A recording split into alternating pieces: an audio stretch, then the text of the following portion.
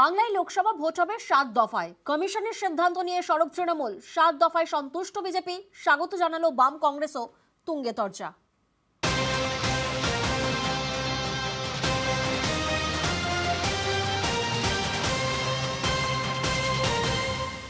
তৃণমূল প্রথম থেকেই বাংলায় 1 দফায় লোকসভা ভোটের দাবি জানিয়ে এসেছে।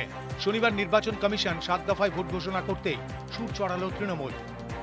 7 দফার নির্বাচনের প্রয়োজন ছিল না, কিন্তু ভোটার টার্নআউট কম হয় বেশি ফেজ ইলেকশন হলে, সেইটার বেনিফিট নেবার চেষ্টা করছে, কিন্তু সেটা হবে না। মানুষ কিন্তু বুঝে গেছে যে ভারতীয় জনতা পার্টি কি।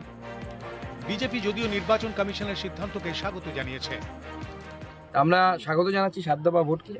আমি ভেবেছিলাম হয়তো 8 দফায় হবে, তো 8 দফা হলো না, 7 দফাতে হচ্ছে। ঠিক আছে, চলবে। 10 चरणों में भी चुनाव किया जा सकता है। पिछले साल में भी 7 चरणों में चुनाव हुई थी कि जमीनी हकीकत कुछ बदले नहीं, स्थिति कुछ बदले नहीं। 7 चरणों में हम फंसे हुए हैं। বিহারের 7 দফা হবে, উত্তরপ্রদেশের 7 দফা হবে। মমতার রাজত্ব আর যোগীর রাজত্বের মধ্যে ফারাক কিছু নেই।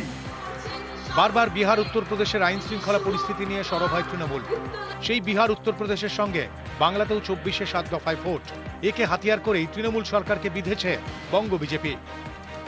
যে উত্তরপ্রদেশ এবং বিহারে গত 10 বছরে কোনো ভোট হিংসার ঘটনা নেই, সেই উত্তরপ্রদেশ বিহারেও আজকে 7 দফায় নির্বাচন হচ্ছে, এবং তার সঙ্গে সঙ্গে পশ্চিমবঙ্গ। বিহার উত্তরপ্রদেশ তাদের নির্দিষ্ট ভোট সংস্কৃতির অতীতে যা আমরা দেখেছি তার থেকে বেরিয়ে আসতে পেরেছে, কিন্তু আমরা পশ্চিমবঙ্গে সেই জায়গায় বেরোতে পারলাম না। 7 দফায় করাবে না 70 দফায় করাবে ওদের ব্যাপার। আমরা একটা দফায় চেয়েছিলাম, ওরা দেয়নি। 7 দফায় হারাবো। তৃণমূল কংগ্রেসের প্রার্থীরা দিকে দিকে জিতবে। এবার রেকর্ড সংখ্যক কেন্দ্রীয় বাহিনী দিয়ে ভোট হচ্ছে বাংলায়। নজিরবিহীনভাবে ভোট ঘোষণার 15 দিন আগেই বাংলায় এসেছে বাহিনী। ভোট ঘোষণার দিন এই কেন্দ্রীয় বাহিনী নিয়েও তরজা জারি।